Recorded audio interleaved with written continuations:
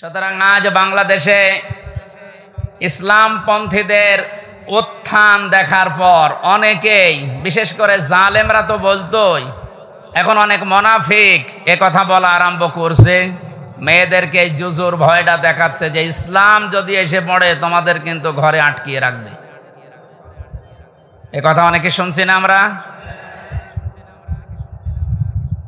খুশির সংবাদ দিচ্ছি, বাংলাদেশ জামাতে ইসলামীর শ্রদ্ধাভাজন আমির জামাত অনেক ঘোষণা দিয়েছেন, ইসলাম যদি এদেশে আসে, আল্লাহ যদি খেদমতের সুযোগ করে দেয়, আমরা গ্যারান্টি দিতে পারি আজ যারা এই জুজুর ভয় দেখিয়ে মেয়েদেরকে উল্টা পুল্টা বোঝান, এই মেয়েরা তখন সবচাইতে বেশি খুশি হবে এবং কিয়ামত পর্যন্ত যত মহিলা এই বাংলাদেশে আসবে তারা মনে করবে আমরা মায়ের কোলের উপরে আছি। সেরকম গ্যারান্টি ইসলাম দিতে পারে না পারে না? পেরেছিল ইসলাম, এখনো ইসলামী আছে, কিয়ামত পর্যন্ত ও ইসলামী থাকবে। লিকাইলা তাসাউ আলা মা ফাতাকুম ওয়ালা তাফরাহু বিমা আতাকুম আল্লাহু লা ইউহিব্বু কুল্লা মুখতালিন ফাখুর। আমি তোমাদের উপরে বিপদ দেই এই কারণে, আনন্দ দেই এই কারণে যে বেশি নিয়ামত পাওয়ার পরে আবার এরকম মনে করবা না যে যা আর দুনিয়ায় চিন্তা নেই, যা পাবো তাই খাবো না। আবার বিপদে পড়লে হাই হতাশ করবা না, বেশি আনন্দিত হওয়া যাবে না, আবার দুঃখে মন ভারাক্রান্ত করে থাকা যাবে না। মুমিন যারা তাদেরকে কোনোদিন হতাশা পেড়ে বসে না। মুমিন যারা, যাদের ভেতরে আল্লাহর পরকালের বিশ্বাস আছে, ওরা সব সময় এক। এর বাস্তবতা আপনি এখন লক্ষ্য করছেন আমিরে জামাতের কথায়, তার অ্যাক্টিভিটিস আপনি দেখতে পাচ্ছেন না। লোকটা বিপদেও যেরকম ছিল, এই আনন্দেও সেরকমই আছে। 5 থেকে 31 তারিখ পর্যন্ত এই 25 দিনের ভেতরে তার মুখে একবারও শুনেছেন যে এত অত্যাচারিত হয়েছে এবং ঠিক ওই রকম করে আপনারা শুরু করেন বলিস একবার? আপনি তো তার মতো অত বিপদে পড়েননি। সে জেলে আছে, শুধু জেলে না, এরপরেও তার ছেলে জেলখানায়, তার স্ত্রী অসুস্থ, তার অনুসারী অনকম, তার সহযাত্রী সহযোদ্ধা যারা সব পালিয়ে পালিয়ে আছে, অধিকাংশ গুলোই যে মানুষগুলো আছে জেলখানায়, এরপরও মানুষের ভেতরে দেখলাম কোনো টেনশন নেই, চিন্তা নেই। চ্যানেলটি সাবস্ক্রাইব করে আমাদের সঙ্গেই থাকুন। ইন্নাল হামদুলিল্লাহি ওয়াস সালাতু ওয়াস সালামু আলা রাসূলিল্লাহ, আম্মা বা'দ, ফাউযু বিল্লাহি মিনাশ শাইতানির রাজীম। বিসমিল্লাহির রহমানির রহিম।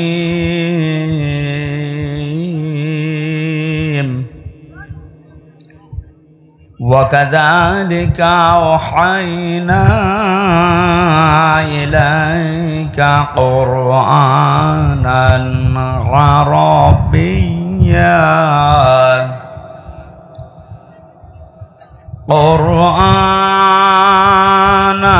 عربيا لتنذر القرى ومن حولها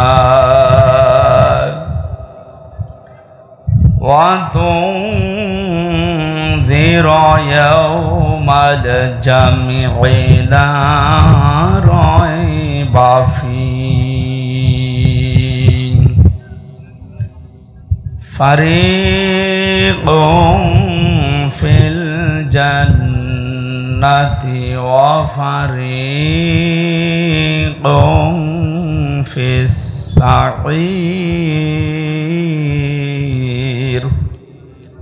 صدقت يا ربنا اللهم صل على محمد وعلى آل محمد كما صليت على إبراهيم وعلى آل إبراهيم إنك حميد مجيد اللهم بارك على محمد وعلى آل محمد كما باركت على إبراهيم وعلى آل إبراهيم إنك حميد مجيد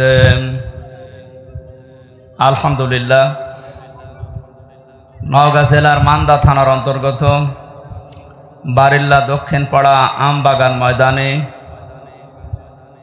যুব সমাজের উদ্যোগে ঐতিহাসিক তাফসিরুল কোরআন মাহফিলের স্বনামধন্য সভাপতি বিশিষ্ট আলেমে দ্বীন জনাব মাওলানা আব্দুল কাইয়ুম, ভারপ্রাপ্ত প্রিন্সিপাল বড় বেলালদহ ফাজিল মাদ্রাসা, সহসভাপতির অনেকগুলো নাম দেখতে পাচ্ছি। ওয়ারাফা'না লাকা যিকরাক। আল্লাহ সবার মর্যাদা তার ইলম এবং আমল অনুযায়ী আল্লাহ যেন বাড়িয়ে দেন। বলেন বলেন। এতক্ষণ যারা আলোচনা রাখলেন, বিশেষ করে মাওলানা নুরুল আমিন, মাওলানা শহীদুল ইসলাম, এ মাহফিলের প্রধান অতিথি শাইখুল মাশায়েখ 10 নম্বর নুরুল্লাবাদ ইউনিয়নের সম্মানিত চেয়ারম্যান জনাব মোহাম্মদ জাইদুর রহমান, বিশেষ অতিথি জনাব মোহাম্মদ মোজাম্মেল হক কাজী, অফিসার ইনচার্জ মান্দা থানা নওগাঁ, জনাব নূর মোহাম্মদ মণ্ডল সাবেক চেয়ারম্যান, জনাব SM রফিকুল ইসলাম সাবেক চেয়ারম্যান, মঞ্চে বসা ওলামা ইকরাম, সামনে বসা মুসলমান ভাইরা, পর্দার আড়ালের সম্মানিতা মা এবং বোনেরা, বিশেষ করে আমার আগে যারা কথা বললেন, মান্দা শ্রদ্ধাভাজন জেলা আমির জনাব আব্দুর রকিব, দল মত নির্বিশেষে কোরআনের এই অনুষ্ঠানে যারা আমরা ইবাদত মনে করে এসেছি, এটা ইবাদত চলছে, আর ইবাদত যেভাবে করা লাগে আমরা ওইভাবেই করব ইনশাআল্লাহ। নামাজ একটা ইবাদত নাকি? বলেন না কেন? নামাজে দাঁড়িয়ে এদিক ওদিকে তাকানো যায়, একটু কথা বলা যায়, হ্যাঁ? নামাজের ভেতরে যদি কেউ হাসি দেয়, ওরা নামাজ থাকে? হাসি দিলেও নামাজ থাকে না। এটাও যেহেতু একটা ইবাদত, সুতরাং এদিক ওদিকে তাকানো, গল্প করা, হাসি তামাশা করা সব 1-1.5 ঘন্টার জন্য বন্ধ রাখা যাবে না। এটা যেমন তেমন ইবাদত চলছে না। আফদালুল ইবাদা, নবীজি বলেন সর্বোত্তম ইবাদত এটা তিলাওয়াতুল কোরআন। পৃথিবীতে যত নফল ইবাদত আছে সবচাইতে উত্তম আল্লাহর কাছে এইটা, যারা কোরআনের আলোচনায় থাকে। তিরমিজি শরীফে হাদিস, নবীজি মসজিদে নববীতে প্রবেশ করে দেখলেন ডান দিকে কিছু মানুষ বসে আছে, ওরা জিকির করছে, বাম দিকে কিছু মানুষ বসে আল্লাহর কোরআন নিয়ে আলোচনা করছে। নবীজি বললেন 2টা দল ভালো কাজে আছে, তবে সবচাইতে উত্তম কাজে আছে তারা যারা আল্লাহর কোরআন নিয়ে ব্যস্ত আছে। আল্লাহ আমাকে এই মুহূর্তেই নির্দেশ দিয়েছেন আমি যেন কোরআনের শ্রোতা হয়ে এদের সাথে বসে আলোচনায় লিপ্ত হই। আপনি টের পেয়ে পাইলেন কি বললাম? আমি বিশ্বনবী যদি এখন জীবিত থাকতেন আরে মান্দার উপর দিয়ে যদি হেঁটে যেতেন, কোরআনের ইজ্জতে, হামজার ইজ্জতে না, কোরআনের ইজ্জতে নবীজি এখন এসে শ্রোতা হয়ে আমাদের সাথে আলোচনায় বসে যেতেন। এত বড় একটা দামি জায়গায় আপনি বসে গল্প করছেন, আপনি মানুষ? চুপ করেন। কোরআনের এই অনুষ্ঠানে আমরা আসতে পেরে এটা নিয়ামত মনে করে আমরা শুকরিয়া আদায় করছি, আলহামদুলিল্লাহ। দরুদ আর সালাম পড়ছি আমাদের নবী মুহাম্মদুর রাসূলুল্লাহ সাল্লাল্লাহু আলাইহি ওয়াসাল্লামের প্রতি। যে সমস্ত বিষয়গুলো মানুষ পেলে নারাজ হয় কিন্তু আল্লাহ খুশি হয়, তার ভেতরে অন্যতম হচ্ছে কন্যা সন্তান, বৃষ্টি, মেহমান, অসুখ বিসুখ, এগুলো পেলে মানুষ নারাজ হয় স্বাভাবিকভাবে। তো আল্লাহ সবচাইতে বেশি খুশি এই 4টা জিনিসের প্রতি। কন্যা সন্তান দিয়ে মানুষকে আল্লাহ নবীজির সাথে জান্নাতে রাখতে চায়। বিশ্ব নবী জানিয়েছেন যার 1টা 2টা 3টা কন্যা সন্তান হবে, ও যদি সঠিকভাবে এলেম শিক্ষা দিয়ে তারবিয়াত দিয়ে সৎ পাত্র দেখে পাত্রস্থ করতে পারে, এ পর্যন্ত দায়িত্ব শেষ।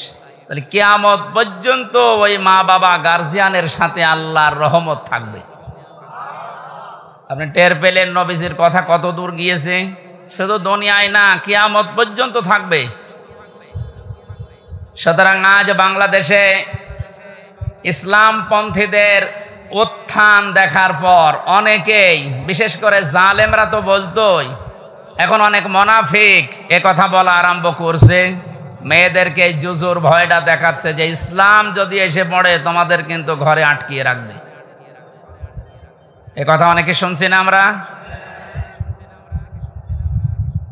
খুশির সংবাদ দিচ্ছি, বাংলাদেশ জামাতে ইসলামীর শ্রদ্ধাভাজন আমিরে জামাত অনেক ঘোষণা দিয়েছেন, ইসলাম যদি এদেশে আসে, আল্লাহ যদি খেদমতের সুযোগ করে দেয়, আমরা গ্যারান্টি দিতে পারি আজ যারা এই জুজুর ভয় দেখিয়ে মেয়েদেরকে উল্টা পুল্টা বোঝান, এই মেয়েরা তখন সবচাইতে বেশি খুশি হবে এবং কিয়ামত পর্যন্ত যত মহিলা এই বাংলাদেশে আসবে তারা মনে করবে আমরা মায়ের কোলের উপরে আছি।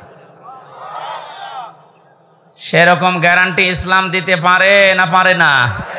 পেরেছিল ইসলাম, এখনো ইসলামী আছে, কিয়ামত পর্যন্ত ও ইসলামী থাকবে।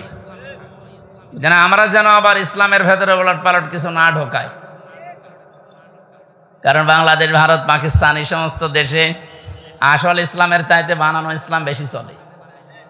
কথা বলেন না কেন? ওই সমস্ত ইসলাম বাদ দিয়ে আমরা যেটা আসল ইসলাম, ইন্নাদ-দীনা ইনদাল্লাহিল ইসলাম, আল্লাহর কাছে যেটা মনোনীত, ওইটা আমরা কায়েম করে প্রতিষ্ঠার মাধ্যমে যে বিজয় পেয়েছি এটা সর্বোচ্চ চূড়ায় পৌঁছিয়ে দিতে চাই। আল্লাহর সাহায্য এসেছে, কিন্তু এখনো পর্যন্ত কাঙ্ক্ষিত বিজয় আমরা পাইনি। কথা বুঝতেছে? কাঙ্ক্ষিত বিজয় তখন হবে যখন আল্লাহর বিধান দিয়ে এই জমিনটা চলবে। এখনো পর্যন্ত একটা বিধান কায়েম হয়নি, আস্তে আস্তে হবে। আশা করছি ইসলামের হাতে আসবে এ দেশ।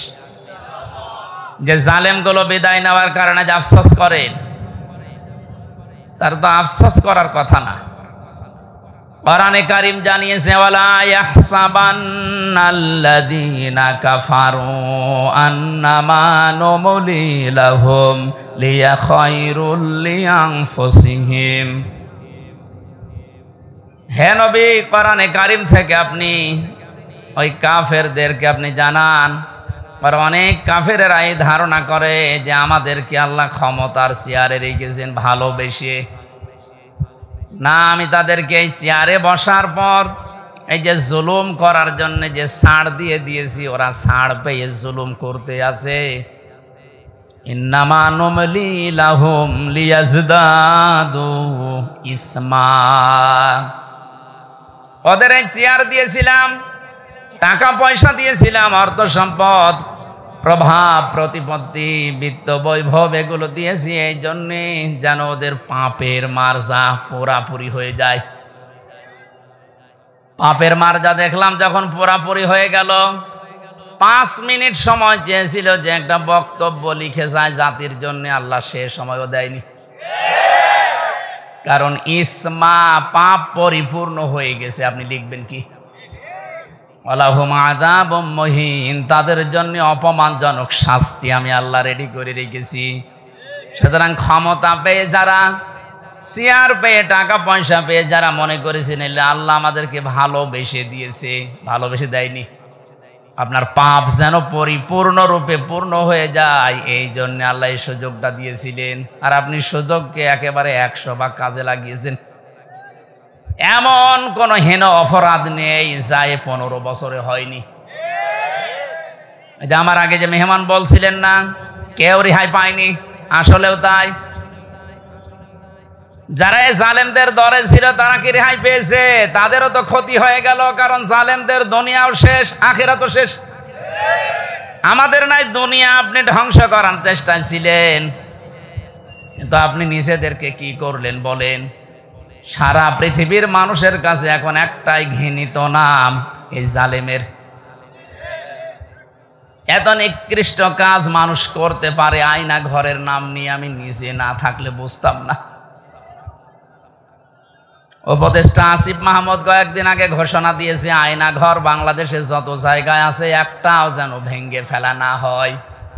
এটা রেখে দেন, সারা পৃথিবীর মানুষরা দুনিয়া এখানে আসবে দেখার জন্য যে বাংলাদেশে কি আছে, তারা যেন আয়না ঘর দেখে যায়। কিয়ামত পর্যন্ত পৃথিবীর মানুষেরা জানবে যে বাংলাদেশেও একজন জালেম ছিল। ওরা মনে করেছিল আল্লাহ আমাদের ভালোবেসেই দিয়েছে। সূরা আলে ইমরান 4 নম্বর পারার 12 নম্বর পৃষ্ঠার 7 নম্বর লাইনে আয়াতটি আছে। কাফেররা ধারণা করে যে আল্লাহ আমাদেরকে ভালোবেসে এগুলো সব দিয়ে রেখেছে। আমি যখন প্রথম গ্রেপ্তার হই ওই 11 সালে, ওসি সাহেব আমার থানায় নিয়ে বসে, হুজুর ক্ষমতার মালিক কে? আল্লাহ। আল্লাহ ক্ষমতার মালিক। সূরা আলে ইমরানের 26 নম্বর আয়াত পড়ে ব্যাখ্যা করেন। কি ব্যাখ্যা করব? মানে নিজে দেখলাম পড়লো, ওলিল্লাহুম্মা মালিকাল মুলকি তুতিল মুলকা মান তাশা ওয়া তুইজ্জু মান তাশা ওয়া তুযিল্লু মান তাশা। আল্লাহ পাক বলেন, নবী আপনি বলেন ক্ষমতার মালিক আমি আল্লাহ, যাকে ইচ্ছা দেই, যাকে ইচ্ছা ওখান থেকে নামিয়ে দেই। তো এখন যিনি আছে তাকে তো আল্লাহ ভালোবেসেই দিয়েছে, আপনারা লাফালাফি করেন কেন? কথা তো ঠিকই, আল্লাহ তো দিয়েছে তারে, কারণ উনি যারে ইচ্ছা তারে দেয়, যারে ইচ্ছা নামিয়ে দেয়। এই জন্য কোরআনে কারিম যারা আমরা শুনতে আজ এসেছি ইবাদত মনে করি, যেভাবে ইবাদত করা লাগে আমি আবার বলছি, আল্লাহ যেন ওইভাবে আজকের 1-1.5 ঘন্টা ইবাদত হিসাবে তিনি লিখে দেন। বলেন আমিন। আজকের তেলাওয়াত কিন্তু আয়াত সূরা শূরা। শূরা শব্দের শাব্দিক অর্থ হচ্ছে সংসদ। শূরা মানে কি? এটা তো আমি বানালাম নাকি? এই শব্দ শুনলে অনেকের আবার অ্যালার্জি হয়, তো যাদের অ্যালার্জি হয়তো তার এখন নেই। কথা বলেন না কেন? আমার তো মনে হয় কোরআনে কারিমের কথাগুলো বাংলার বিভিন্ন প্রান্তে বলতে গিয়ে যারা আলেমদের এই মাইক কেড়ে নিয়েছে ওদের নামের তালিকা করে এখন মোড়ে মোড়ে টাঙিয়ে দেওয়া দরকার। জালেমগুলো যেন কিয়ামতের আগে আর নিজের পরিচয় দিয়ে এলাকায় ঢুকতে না পারে। এখনো যদি কেউ বুঝে না বোঝার ভান করে কোন মুনাফিক আবার যদি এই কাজ শুরু করেন, আপনাকে আল্লাহ অপমান আরো বেশি করবে। কারণ আমির হামজা কথা বলছে ওর বাবার কথা সব নাকি বলেন? এই জন্য আমরা সতর্ককারী হিসাবে এসেছি। আল্লাহ আমাদেরকে নবীদের ওয়ারিস বানিয়েছেন। বিশ্ব নবী সহ যত নবী দুনিয়ায় ছিল সব নবী ছিল সতর্ককারী। আজকের আলোচনার বিষয় হচ্ছে সতর্ক। কি বললাম? আমাদের সতর্ক হওয়া লাগবে। আর এই জন্য এলাকার মানুষ মিলে এই আয়োজন দিয়েছে যেন আমরা সতর্ক হতে পারি। শূরা মানে সংসদ। 53টা আয়াত দিয়েছেন আল্লাহ, 5টা রুকু আছে। একটা মাত্র আয়াত পড়েছি, 5টা ভাগ করেছেন আল্লাহ এই আয়াতের ভেতরে। আমরা এই 5টা বিষয়ে তাফসীর যেহেতু লিখে দিয়েছেন, ওইভাবে আমরা কথা বলার চেষ্টা চালাবো ইনশাআল্লাহ। কাবার পাশে যে জায়গা তার দাম বেশি না কম? বেশি। মানে আপনি এখন 1 কাঠা কিনে দেখেন তো, এত দামি জায়গা। আল্লাহর কোরআনের বিরুদ্ধে যাওয়ার কারণে, কোরআনের বিরুদ্ধে অবস্থান নেওয়ার কারণে ওর বাড়ি যদি পায়খানা হতে পারে, এদেশে যারা জালেম কোরআনের বিরুদ্ধে যারা অবস্থান নিয়ে আল্লাহর বর্ণিত ইব্রাহিম বাদ দিয়ে অন্য কাউকে যারা বসাতে চেয়েছিল, আমার তো মনে হয় ওই বাড়ি ঘরগুলো এখন বিশ্ব আন্তর্জাতিক টয়লেট বানানো দরকার। মানুষ যেন ওখানে যে পেটে ব্যথা উঠলে কাম সারতে পারে। কারণ এই জায়গাগুলো অভিশপ্ত। জালেমরা যেখানে থাকে এই জায়গাটা হয়ে যায় অভিশপ্ত। আমরা মিনা থেকে মুজদালিফায় যাওয়ার আগে দেখেছি বারবার যারা পেছনে থাকে বলে এখান থেকে দৌড়ান। কেন? কারণ এটা জায়গাটা গজবের জায়গা। গজবের কিছু জায়গা আছে যেখানে জালেমেরা বসবাস করে, জায়গাটাই আল্লাহ গজবের জায়গা বানিয়ে দেয়। আর আমার তো মনে হচ্ছে এই দেশটায় যারা জুলুম করেছে 1734 জন মানুষ ছিল মেন দায়িত্বে, এদের অধিকাংশ বসবাসের জায়গাগুলো এখন গজবের জায়গা। 4টা বড় বড় নিয়ামত আল্লাহর কাছে আমরা কথা বলছিলাম। উনি নিজে পছন্দ করেন, কিন্তু তার এই বান্দা বান্দিরা এটা পছন্দ করে না। এক নাম্বার এই কন্যা সন্তান। সুতরাং মেয়েদেরকে যে জুজুর ভয় দেখানো হচ্ছে, বিশ্বনবী ওই ভয়টা ১৫০০ বছর আগেই কাটিয়ে গিয়েছেন। কথা বলেন না কেন? আপনারা সব করতে পারবেন, শুধু পর্দা এইটা মেনটেন করে আপনি সব করতে পারবেন, কোনো নিষেধ নেই আপনার। সুতরাং ডান বলেন, বাম বলেন, নাস্তিক বলেন আর যাই বলেন, যারা উল্টা পাল্টা ভয় দেখাচ্ছে, এগুলো তাদের নিজেদের স্বার্থে। আল্লাহ আমাদেরকে বোঝার তৌফিক দিন, বলেন আমিন। ২ নম্বরে মেহমান। মেহমান যে ধরনের হোক, নবীজি বলেন কেউ যদি আল্লাহ এবং কিয়ামতে জবাব দিতে হবে এই বিশ্বাস করে, সে যেন অবশ্যই মেহমানের সম্মান করে।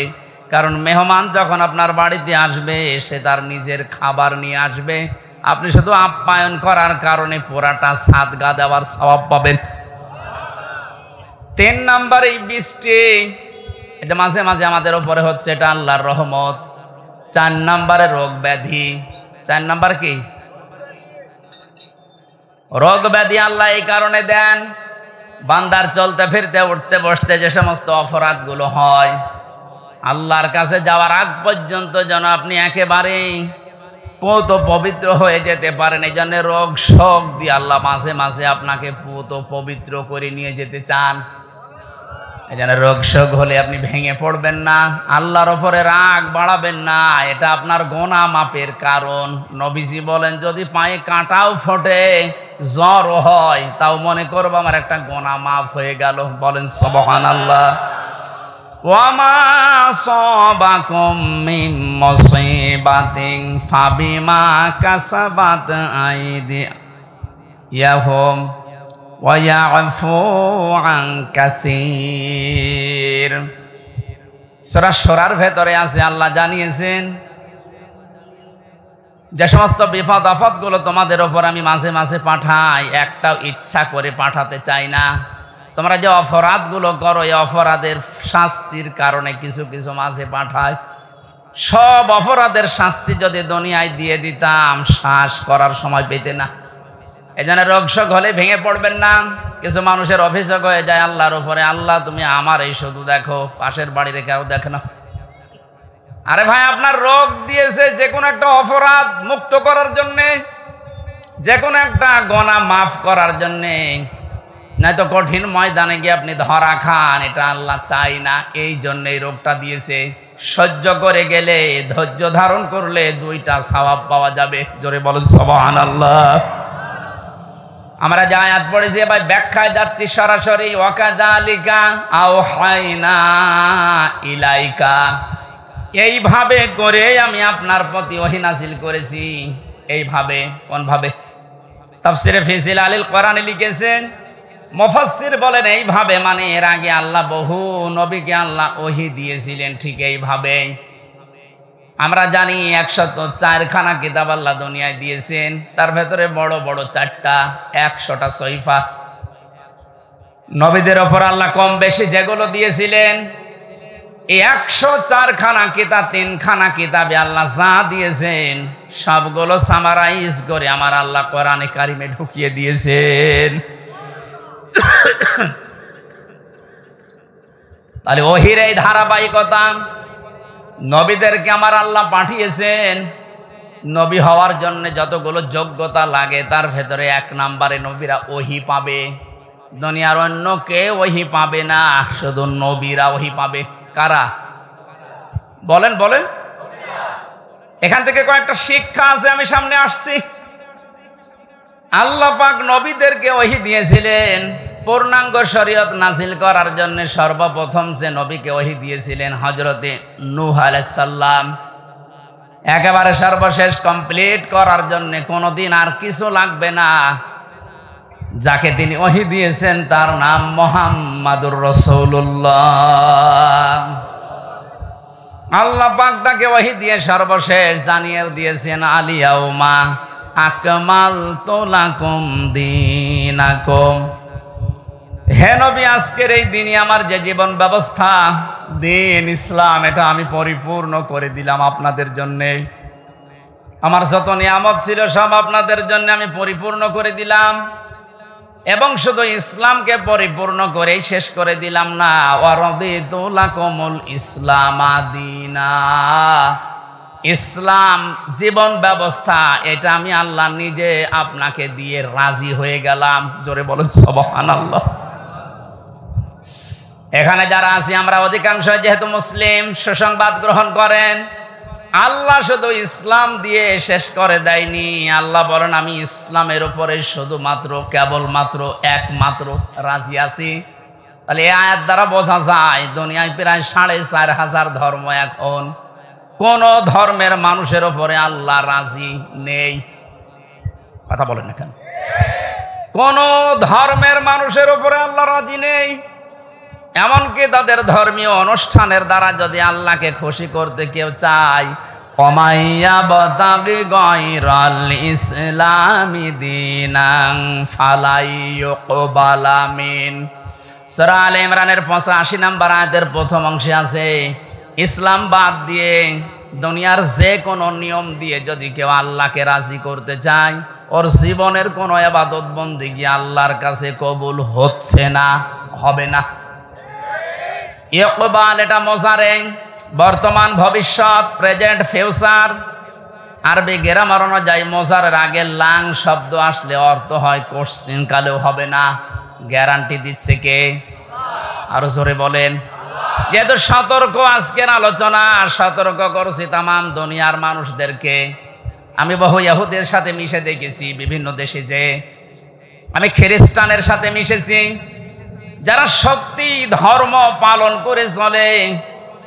কোরআনের এই আয়াতে যে দুইটা পড়লাম, সূরা মায়েদা এবং সূরা আলে ইমরান, আর একটা আছে 19 নম্বর আয়াত সূরা ইমরানের, ইন্নাদ-দীনা ইনদাল্লাহিল ইসলাম, অবশ্যই আমি আল্লাহর কাছে মনোনীত একটাই জীবন ব্যবস্থা, ধর্ম, তার নাম ইসলাম। তার নাম কি? লক্ষ্য করেন শব্দের দিকে, দ্বীনের আগে আলিফ লাম আছে। আরবি গ্রামার অনুযায়ী আলিফ লাম 4 ভাবে ব্যবহার হয়।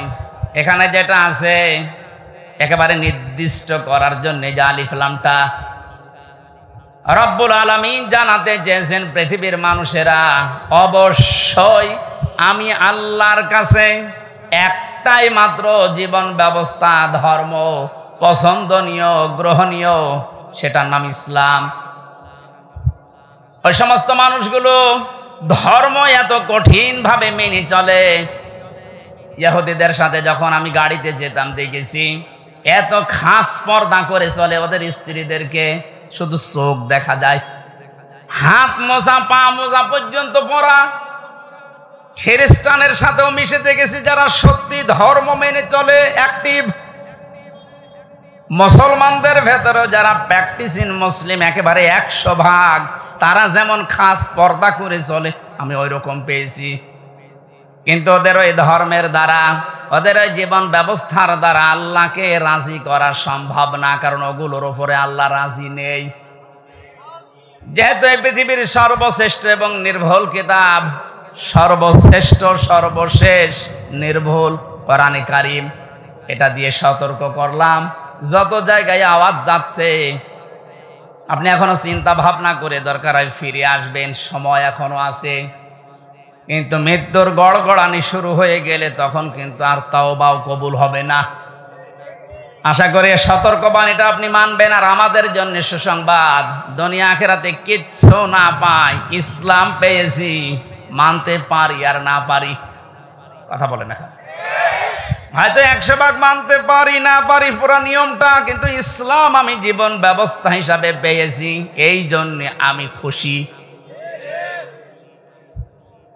আন আব্বাস রাদিয়াল্লাহু তাআলা আনহু قال, একটু এদিকে তাকান, মান যাকা তামাল ঈমান মান রাদিয়া বিল্লাহি রাব্বা ওয়া বিইসলামি দীনা ওয়া বিমুহাম্মাদির রাসূলিল্লাহ সাল্লাল্লাহু আলাইহি সাল্লাম নাবিয়্যা ওয়া রাসূলা। রাহু মুসলিম। আল্লাহর নবী জানিয়েছেন পৃথিবীর প্রতিটি জিনিসের আলাদা আলাদা স্বাদ আছে। ঈমান যদি কেউ আনে আর মনে করে আমি স্বাদ পেতে চাই, ঈমানেরও স্বাদ পাওয়া যায়। ইমানের স্বাদ আছে না নেই? ইমানের স্বাদ যদি না থাকবে, পৃথিবীতে মানুষ ইসলামের জন্য এত কোরবানি দেবে, এত কষ্ট সহ্য করবে কোন কারণে? অবশ্যই ইমানের স্বাদ আছে। ইমানের স্বাদ পাওয়ার জন্য এখানে 3টা পয়েন্ট আমরা পেয়েছি। যে ব্যক্তি আল্লাহকে রব পাওয়ার পরে খুশি হয়ে গেছে, মুহাম্মদুর রাসূলুল্লাহকে একমাত্র আদর্শ পাওয়ার পরে খুশি।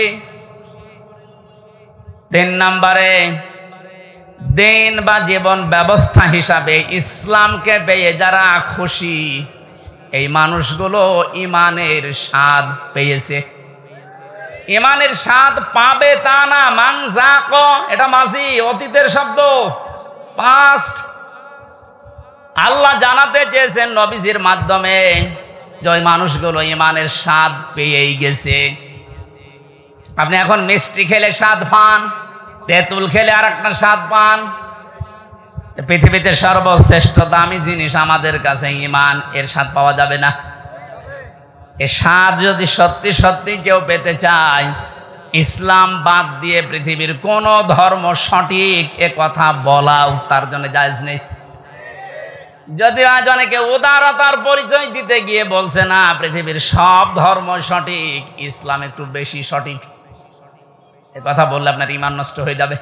কারণ দিনের আগে আল্লাহ আলিফ লাম খেলা করার জন্য দেয়নি। আমার কথা বুঝতেছেন? আমি সেই দিন মান্দা কোন জায়গায় এসে বলেছিলাম যে ওযু করলে মানুষের ওযু ভেঙে যায় 7টা কারণে, নামাজে দাঁড়ালে নামাজও ভেঙে যায় 19টা কারণে, হজ করতে গিয়েছে যারা হজও ভেঙে যায়, রোজা রেখেছে যারা রোজাও ভেঙে যায় 2টা কারণে। এরকম প্রত্যেকটি ইবাদতের নষ্ট হওয়ার পেছনে কিছু না কিছু কারণ আছে। কথা বলে না কেন? সবচাইতে দামি যেটা তার নাম ঈমান। এটা না হলে আপনি জান্নাতের দরজার কাছেও যেতে পারবেন না। এই ঈমানও মানুষের ভেঙে যায়, নষ্ট হয়ে যায়। 10টা কারণ পেয়েছি কোরআন হাদিসে, এই 10টা কারণে মানুষের ঈমান ভেঙে যায়, নষ্ট হয়ে যায়। তার ভেতরে 9 নাম্বার কারণ এইটা যে মানুষ পৃথিবীর সব ধর্মকে সঠিক মনে করে, তার ঈমান নষ্ট হয়ে যায়। সোশ্যাল সমাজের ভেতরে উদারতার পরিচয় দিতে গিয়ে আজ অনেককে এরকম উল্টা পাল্টা বোঝাচ্ছে খ্রিস্টান আর ইহুদিদেরকে খুশি করার জন্য। আমি কথা বোঝাতে পেরেছি? এই জন্য আমাদের আফসোস, দুঃখ, কোনো কিছুই নেই, কিচ্ছু না পাই। জীবন ব্যবস্থা হিসাবে আমরা পেয়েছি ইসলাম। কি পেয়েছি?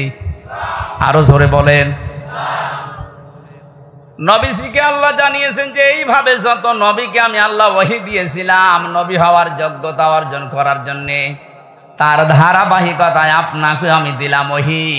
কে দিয়েছি আপনার ওহী? কুরআনান আরাবিয়্যা, আপনাকে আমি দিয়েছি আরবি ভাষায় কোরআন। কোরআন কোন ভাষায়? সবাই বলেন।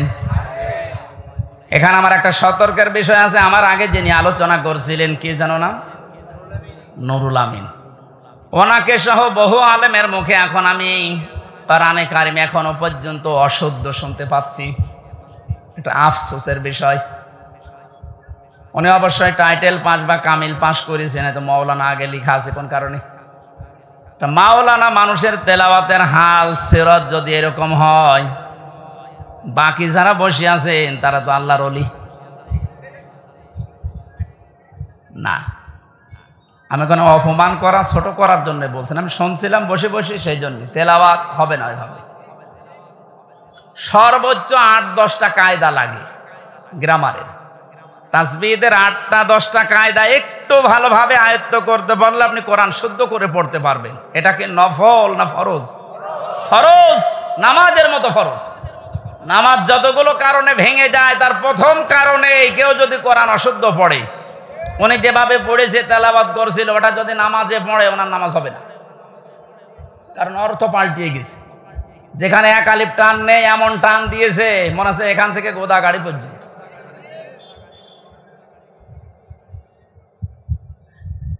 এজন্য আশা করছি কোরআনে কারিম এলাকায় যারা পড়ায়, মাদ্রাসা এবং এতিমখানা মসজিদ যেখানে আছে, এই সমস্ত জায়গাগুলো আরো ওপেন করেন। এখন যেহেতু জালেমের আর কোনো আনাগোনা নেই, হ্যাঁ এরপরেও কিছু জালেম মুনাফিকের সুরত নিয়ে এখনো পর্যন্ত বিভিন্ন দৃষ্টিকে বাধা দিচ্ছে। সাফ কথা শোনেন, যারা কোরআনে কারিম পড়া বোঝা, কোরআনে কারিমকে প্রচার করা প্রতিষ্ঠা করায় বাধা দেয়, এরা টাটকা নির্ভেজাল কাফের, কোনো সন্দেহ নেই। এরা যদি মারা যায়, কোরআন বাধা দিয়েছে, কোরআন প্রচারে প্রসারে প্রতিষ্ঠায় শিক্ষায়, এ মানুষগুলো মারা গেলে ওর জানাজার দরকার নেই, কবর দেওয়ার দরকার নেই। আজকে যদিও আমার একজন দায়িত্বশীল বলছিল এত কড়া করে বলা ঠিক না, মানুষের অন্তরে একটু দুঃখ লাগে। তা আল্লাহ যদি এ ফোর্সে বলে, আমি এ ফোর্স থামাবো কি করে? আল্লাহ মনে হয় বলেনি, আমি মনে হয় বানালাম। সূরা বাকারার ভেতরে আসে অমান আযলামু মিম্মান মানা মাসাজিদাল্লাহ।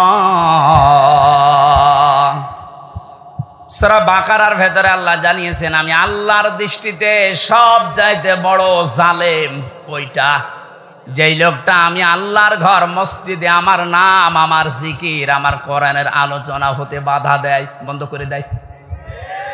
এ 15 বছরেও কোন জালেমের এইরকম সাহস হয়নি যে কোরআনে কারিম মসজিদে পড়লে বাধা দিয়েছে, বন্ধ করে দিয়েছে। কিন্তু এখন আমি অনেক জালেমকে প্রকাশ্য দেখতে পাচ্ছি, মসজিদে কোরআনের দার্স হচ্ছে, মুসলমান নাম যে বন্ধ করে দিচ্ছে। আরে ভাই, কাজ তো কাফেরের কাজ, আপনি যে নামেই করেন না কেন, বুঝে করেন আর না বুঝে করেন, এখনই থামেন, না এটা আপনি চিরবঞ্চিত হয়ে যাবেন হেদায়েত থেকে। আপনার দুনিয়াও হারাবেন জালেমদের মতো, আখিরাত তো হারিয়েই ফেলেছেন। ওখানে যদি হামজার কথায় বাধা দেওয়া হতো কিচ্ছু মনে করতাম না, আরো বাহবা দিতাম, বাধা দেন, কিন্তু কথাগুলো তো হামজার না, আল্লাহর হামজা অ্যাডভার্টাইজ করছে। আমি আয়াতটা আপনাদেরকে লাইন পারা পৃষ্ঠা দিয়ে বলছি, আবার মন খারাপ করবে অনেকে যে না এটা মনে হয় বানিয়ে বলছে। অমান আযলামু মিম্মান মানা মাসাজিদাল্লাহি, একটা একটা করে অর্থ বলছি। ওয়া মানে এবং, মান মানে যে ব্যক্তি, আযলাম ইসমে তাফজিল, এটা সুপারলেটিভ ডিগ্রি, এর চাইতে বড় শব্দ আর ভয়ঙ্কর শব্দ কোরআনে নেই। আল্লাহ বলেন সব চাইতে বড় জালেম ওই লোকটা। ইংরেজিতে যেমন গুড, বেস্ট, বেটার বলে, এই যে এটা সেটা, এর চাইতে আর বড় কিছু হয় না আরবি ভাষায়। আল্লাহ এত বড় শব্দ ইউজ করার পরে বলেন আমার দৃষ্টিতে বড় জালেম কে আপনি দেখতে চান? ওই লোকটা মিম্মান মানা, যেই লোকটা বাধা দেয়, নিষেধ করে, প্রতিবন্ধকতা সৃষ্টি করে, মাসাজিদাল্লাহি, আল্লাহর মসজিদে। মসজিদ কার? বলেন বলেন। আল্লাহর মসজিদে বাধা দেয়, প্রতিবন্ধকতা সৃষ্টি করে। কি করতে? সেখানে আল্লাহর নাম উচ্চারণ হবে, আল্লাহর জিকির হবে, আল্লাহর কোরআনের কথা হবে। এগুলো যারা বন্ধ করে দেয়, বাধা দেয়, এবং এগুলোকে ধ্বংস করার জন্য চেষ্টা চালায়, যেন আল্লাহর কোরআনের কথা এখানে হতে না পারে, কোরআন প্রচার প্রসার প্রতিষ্ঠার কথা, এজন্য বাধা দেয়। এগুলো আল্লাহর দৃষ্টিতে সব চাইতে বড় জালেম। বেশি বলে ফেললাম। এটাকে বাংলাদেশে এখন পাওয়া যাচ্ছে না, আপনি সতর্ক হন। কত বড় শব্দ দিয়েছেন দেখেছেন আল্লাহ আপনার নামে। 15 বছরেও জালেমরা এই সাহস পায়নি অন্তত মসজিদে আল্লাহর কোরআন বন্ধ করে দেওয়া। কিছু জায়গায় পেয়েছিলাম, এখন এইগুলো যারা করছেন আপনি আশা করছি সতর্ক হবেন ভাই, তা আপনার কপাল কিন্তু আগুন লেগে যাবে।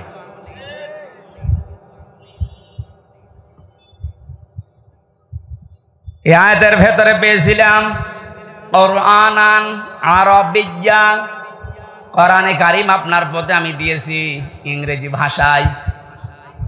কি বলেন না কেন? কেন আরবি ভাষায় দিলাম? পৃথিবীর যত ভাষা আছে সবচাইতে সহজ ভাষা আল্লাহর কাছে আরবি ভাষা, কিন্তু আজ এটা অনেকের কাছে কঠিন করে রেখেছি আমরা। কত বড় বড় মানুষেরা ফতোয়া দিচ্ছে যে এটা আমাদের জন্য না, এটা আলেমদের জন্য। কে বলেছে আপনাকে? নামাজ পড়া যেরকম ফরজ, মাস্ট বি কোরআনে কারিম শিক্ষা করা ওইরকম ফরজ। দল মত নির্বিশেষে, বুঝে হোক না বুঝে হোক, অন্তত আপনি নবীর দল বাদ দিয়ে অন্য দলে আছেন থাকেন, কিন্তু কোরআন পড়া শুরু করেন। জেলখানায় বহু মানুষকে আমি উল্টা পাল্টা দেখেছি, কোরআনে কারিম 1 বছর 1.5 বছর পড়ার পরে ওই মানুষগুলোরা এত পরিবর্তন হয়েছে। এই যে আমাদের কুষ্টিয়ার কৃতি সন্তান আবরারকে যারা হত্যা করেছিল, এর 13 জনের ফাঁসি হয়েছিল। এর ভেতরে 4 জনকে মাওলানা জসিমউদ্দিন রহমানী সাহেব নিচে বসে বসে হাফেজে কোরআন বানিয়ে দিয়েছে। এই যে পড়া কোরআন শরীফ যাদের মুখস্থ হয়ে গেছে, শুধু মুখস্থ না, এরা অনেক অর্থ পর্যন্ত এখন বুঝতেছে, কারণ আরবি গ্রামার ওর ভেতরে পড়ায় আলেমদের কাছে। ওরা যে পর্যায়ে এখন আছে, এখন অনুশোচনা করে, অনুতপ্ত হয় যে আমরা জালেমদের কথা মতো ভুল করে ফেলেছি। সত্যি যদি ওরা কোনোদিন আসতে পারে বাইরে, আপনি ওদেরকে কোড়াল মেরেও কোরআনের কাছ থেকেও সরাতে পারবেন না। এজন্য আহ্বান জানাচ্ছে, আপনি আরবি ভাষাটা শেখেন। ওয়ালাকাদ ইয়াসসারনাল কোরআনা লিযিকরি ফাহাল মিন মুদ্দাকির। 4 বার আল্লাহ আয়াতটা কোরআনে 1 সূরার ভেতরে দিয়েছেন। আমি কোরআন সহজ করে দিয়েছি তোমাদের জন্য, এরপরও এখান থেকে শিক্ষা করা, উপদেশ নেওয়ার মতো কি কেউ পাবো না? কে বলছেন? এই জন্য যেখানে আছেন আগে কোরআনের কাছে আসেন, এইটা শেখেন। আপনাকে আমি আমার বাবার দিকে ডাকছি না, ডাকছি আমার আল্লাহর কোরআন শিক্ষার জন্যে। এই দুনিয়াতে যেহেতু কোরআনে কারিম দিয়ে সতর্ক করার জন্য নবীদের প্রতি আল্লাহ ওহী করেছেন সতর্ক বাণী হিসাবে। প্রথম সতর্কের ভেতরে বেশি লিতুনযিরা উম্মাল কুরা ওয়া মান হাওলাহা। একটু খেয়াল করে শুনবেন। আল্লাহ পাক বলেন, এই আরবি ভাষায় কোরআনে কারিম আপনার প্রতি আমি ওহী করলাম কেন জানেন? আপনি এ দ্বারা এই যে উম্মুল কুরা, যেটা শহরের মা, তার মানে মক্কা শরীফ, এই মক্কার লোকদেরকে আপনি সতর্ক করবেন। এতটুকু যদি আল্লাহ পাক বলে শেষ করে দিতেন, এই আয়াতটা আমি পড়তাম না। পরের শব্দটাই সমস্যা হয়ে গেছে আমাদের জন্য। আল্লাহ পাক বলেন উম্মাল কুরা ওয়া মান হাওলাহা। শুধু মক্কা নগরী না, এর আশপাশে যত জায়গা আছে, তাফসিরে মুফাসসিরিন কেরাম লিখেছেন আশপাশ মানে তামাম দুনিয়া। তার মানে কোরআনের সতর্কবাণী চলবে শুধু মক্কা আর মদিনায়? বলেন বলেন। আমান হাওলাহা, সারা দুনিয়ায়, সারা দুনিয়ার জন্য এই কোরআন।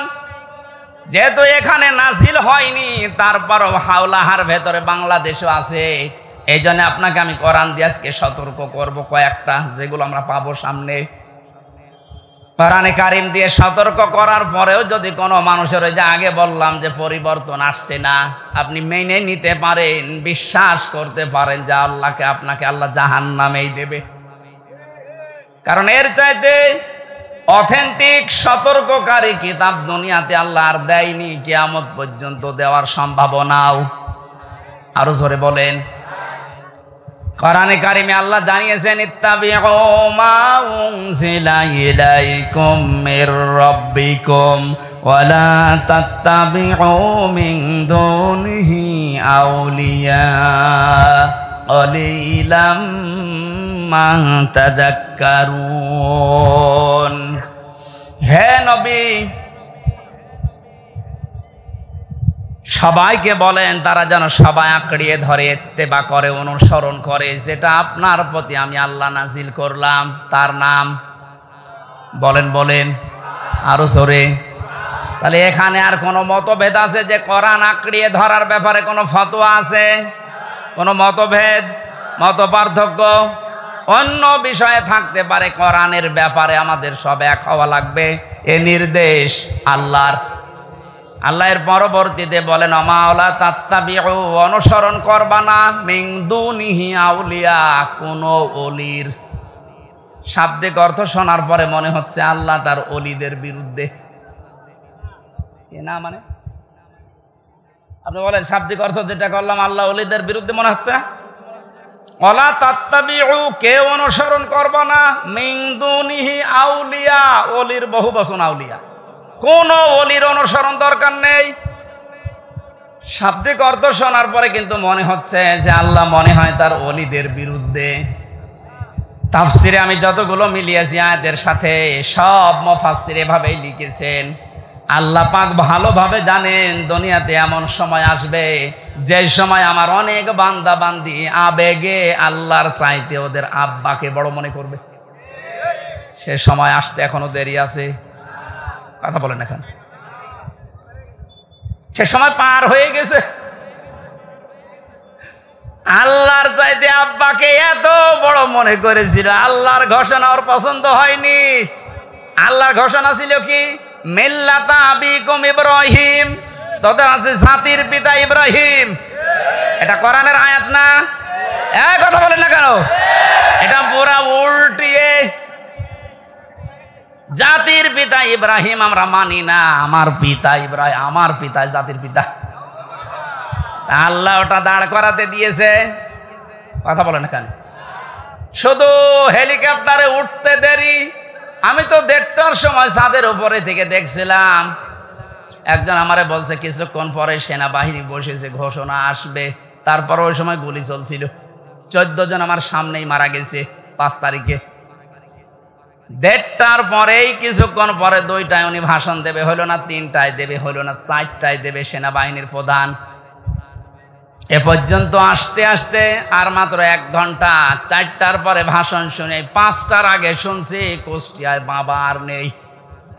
যে কয়টা বাবা যেখানেই ছিল সে ছবি আকারে হোক আর পাথর দিয়ে হোক একেবারে গুড়িয়ে দিয়েছে।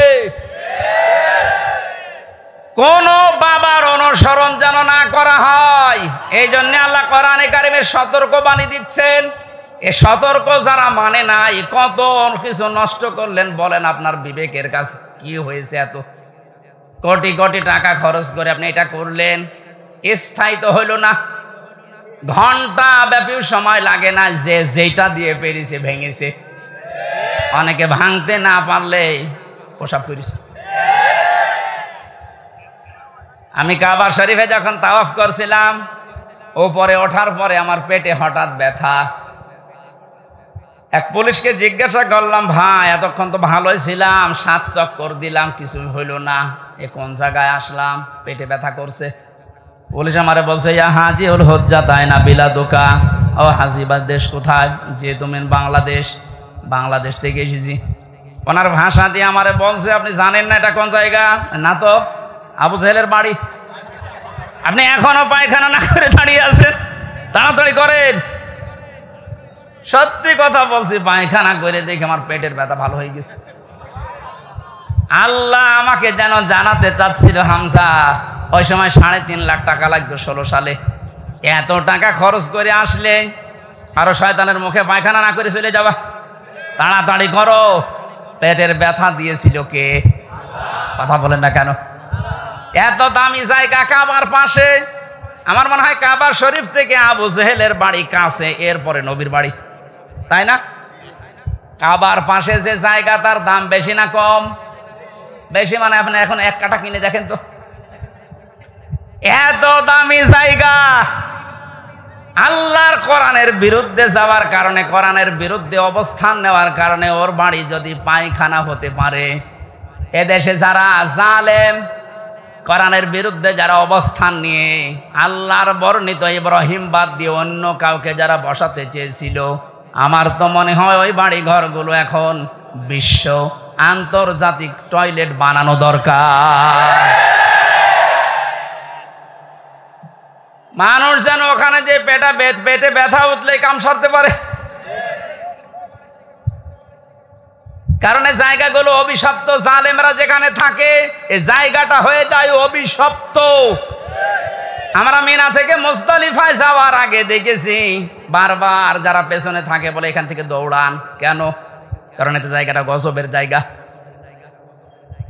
গজবের কিছু জায়গা আছে যেখানে জালেমেরা বসবাস করে, জায়গাটাই আল্লাহ গজবের জায়গা বানিয়ে দেয়।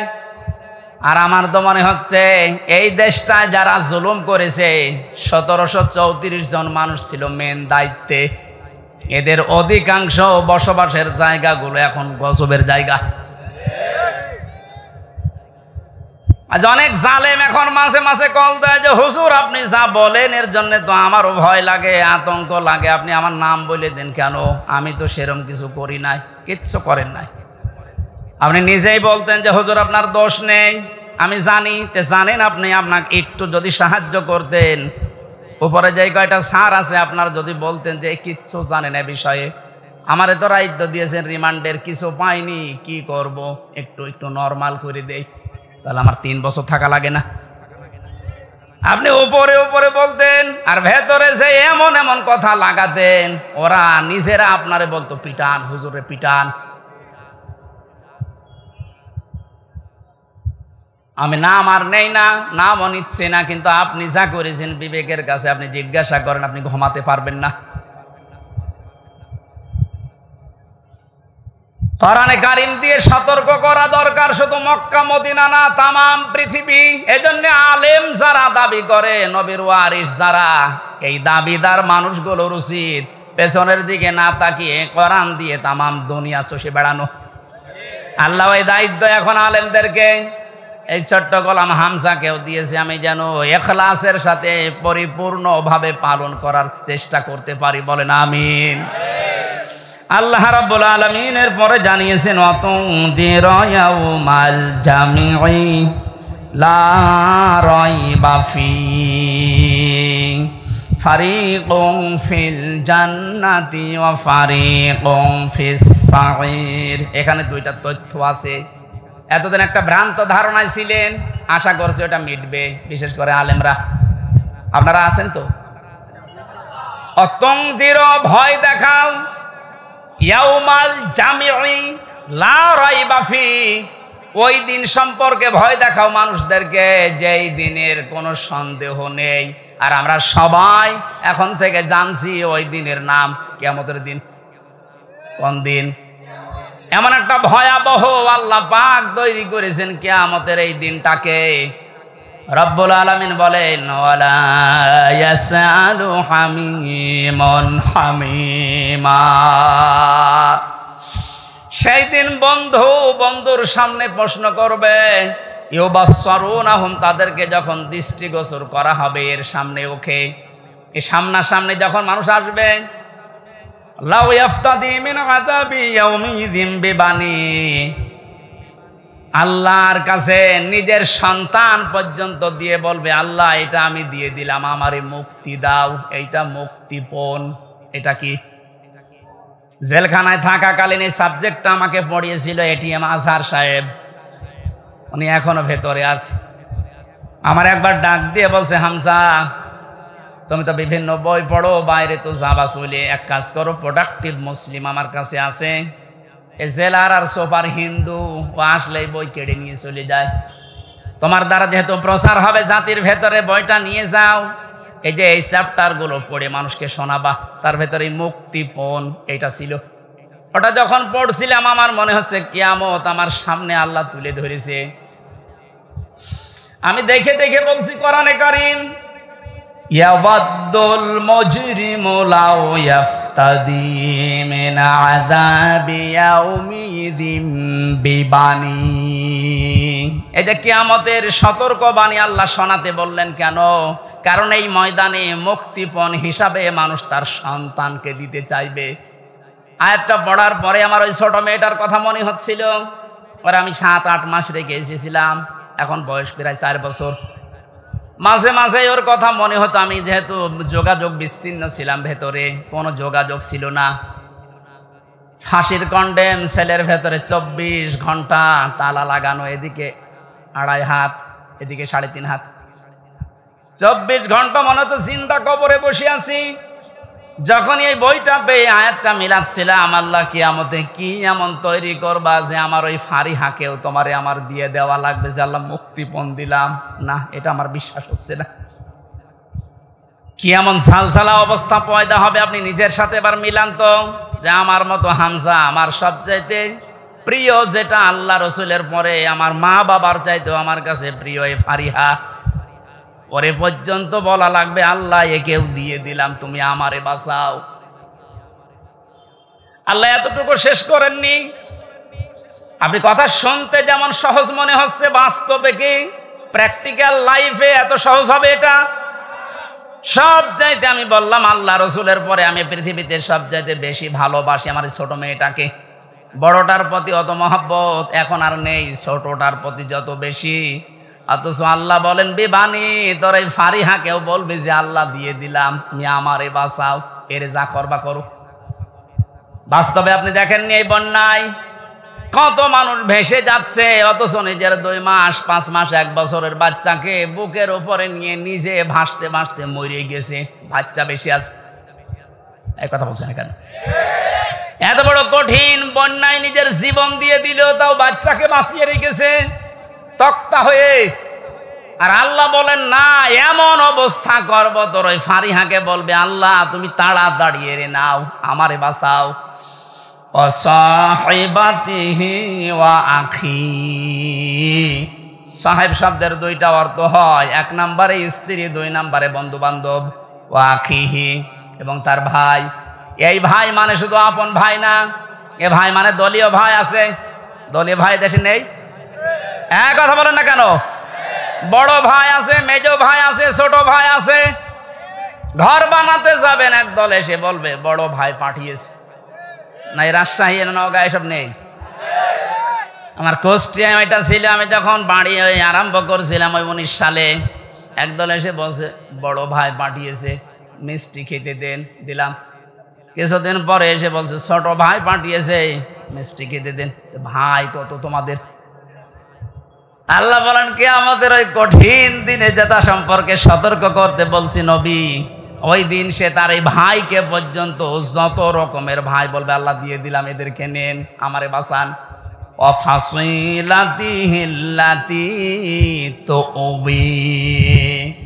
তার নিজের জ্ঞাতি গোষ্ঠী, দলীয় লোক সব দিতে চাইবে। আজ বাংলাদেশের এই ছোট্ট বিপদে অনেকে দেখেন মুখ খুলে সব দিতে রাজি হয়ে যাচ্ছে। কালকে একজনকে শুধু ডিম দেয়নি, শুধু ডিম দেখিয়েছে, তাইও বলছে আমার যা আছে সব নিয়ে যান, ডিম দেবেন না।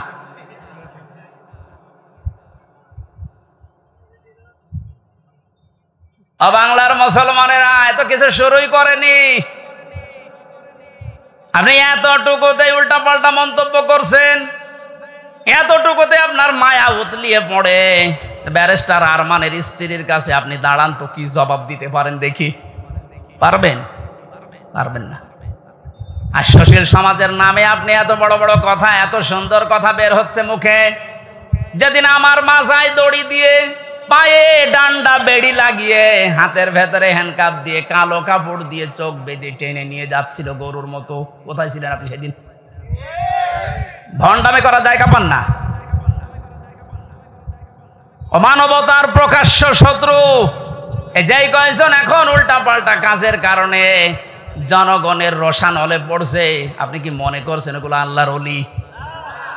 এই ইনুর দ্বারা, এই মেননের দ্বারা, কালামানিকের দ্বারা, বিশেষ করে শিক্ষা ব্যবস্থা ধ্বংসের পেছনে এই দীপমণি এবং এই নভেলের দ্বারা যত ক্ষতি হয়েছে, এ জাতি কোনোদিনও ক্ষতি পোষাতে পারবে না।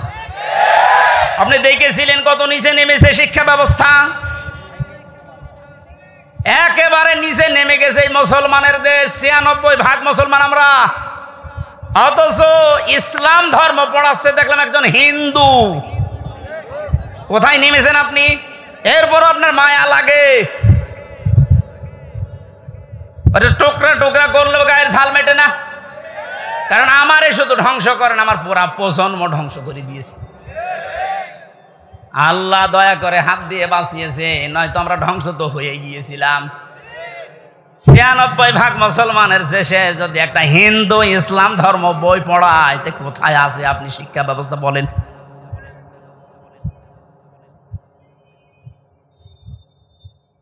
একটু শুধু উপর দিয়ে একটু ডিম মারে, আপনার সহ্য হয় না। আর আমার মাথায় দড়ি দিয়ে যে ছাগলের মতো টেনে নিয়ে গেল, তখন আপনার সহ্য হলো কি করে?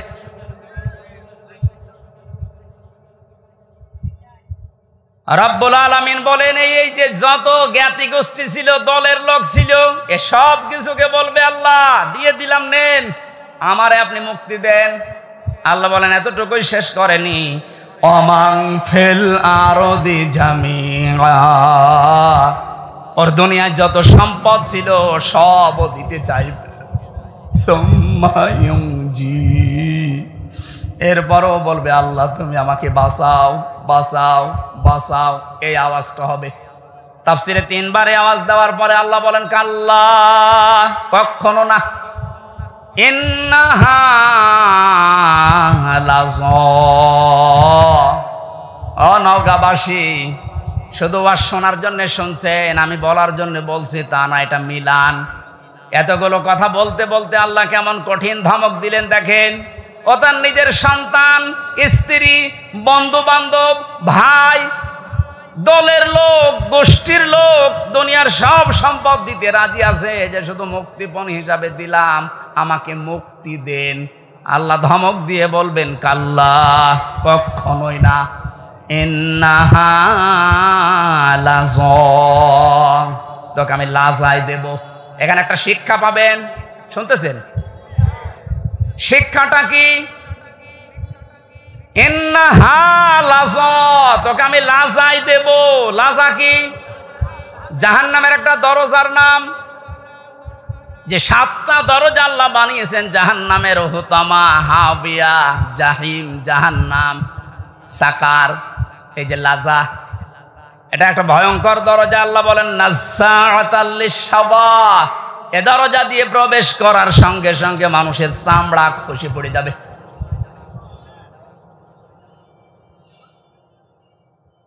ওয়াজ বাড়ি নিয়ে যাওয়া নাই, এখানে পর্যন্ত রাখেন। বলেন তো এরকম কি ঘর দুনিয়ায় আছে যেখানে গেলে আগে চামড়া খসে যায়? আমি এখনো পাইনি। মাটির নিচে যতগুলো ঘর দেখেছিলাম, হ্যাঁ শাস্তি আছে, কিন্তু ঢোকালেই চামড়া খসে যায়, আমি পাইনি, দেখিও নি। তা আল্লাহ এমন ঘরের পরিচয় দিচ্ছেন লাজা, এখানে গেলে আগে চামড়া খুলে যায়। তাহলে ঘরটা ভয়ঙ্কর। কথা বলে না কেন? এ পৃথিবীর জমিনের সবচাইতে ভয়ঙ্কর ঘরের নাম হচ্ছে আয়না ঘর। কথা বলে না কেন?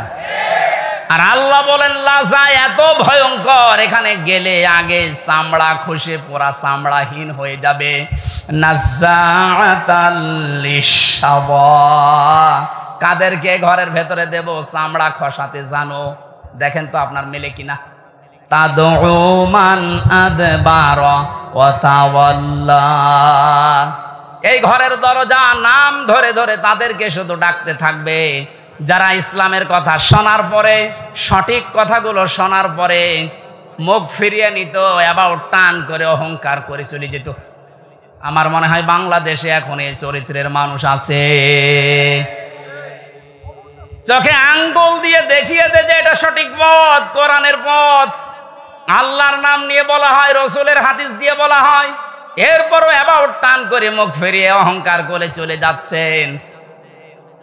এর পরবর্তী তো আরো খারাপ কথা দিয়েছেন আল্লাহ, ওয়াজামাআ ফাআওয়া, এই লাজা নামক জাহান্নাম তাদেরকে ডাকবে যে মানুষগুলো সম্পদ আদি শুধু জমা করেছিল, পঞ্জীবিত করেছিল, আর মনে করেছিল এটা আমার কাছে থাকবে। এই জালেমরা যেটা মনে করেছিল। আমার তো মনে হয় কোরআনের সূরা মারিজের এই আয়াতগুলো পড়লে জালেমদের সাথে খাপের খাপ, মুমতাজের বাপ মিলে যাচ্ছে না? আমরা কিয়ামতের এই দিনের কথা সতর্ক করছিলাম আল্লাহর কোরআন দিয়ে। এখন এই সতর্ক করতে গিয়ে যে মানুষগুলোর কলিজায় লেগেছে শত্রুতা করবে আমি জানি। কোরআনের কথা বলার কারণেই তো গতকাল একজনের উপরে হামলা হয়েছে রাজশাহীতে, সাপাহারে। কোন অপরাধে আপনি তার জীবনটা এভাবে নষ্ট করে দিলেন? সতর্ক করছি এই কারণে, ওয়ামা সাবাকুম মিন মুসিবাতিন ফাবিইযনিল্লাহ। আমরা যারা কোরআন দিয়ে সতর্ক করি, কোরআনের পথে মানুষকে ডাকি, কসম আল্লাহর, এই সূরা তাগাবুনের 11 নম্বর আয়াত আমরা 100% বিশ্বাস করি।